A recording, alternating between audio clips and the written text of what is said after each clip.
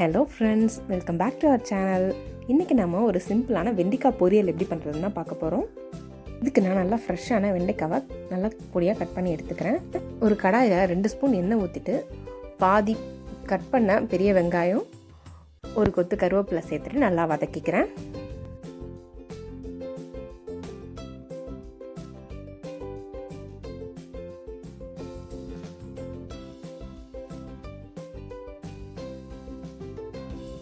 இது கூட தேவையான அளவு உப்பு சேர்த்துட்டு அதையும் கிளறிக்கிறேன்.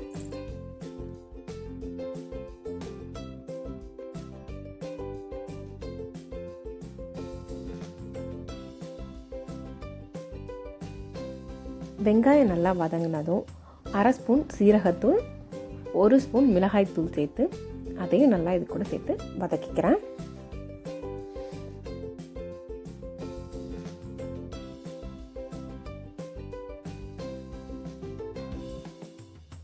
இப்போ இது கூட கட் பண்ணி வச்சுருக்க வெண்டைக்காயும் சேர்த்து நல்லா கிளறி விட்டுக்கலாம்.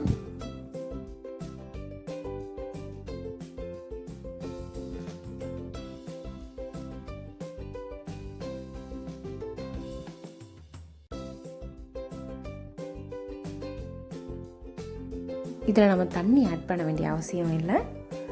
இதுவே நல்லா சுருளாக வதக்கிட்டே இருந்தாலே போதும். ஸ்டவ்வை லோ ஃப்ளேமில் வச்சுக்கோங்க.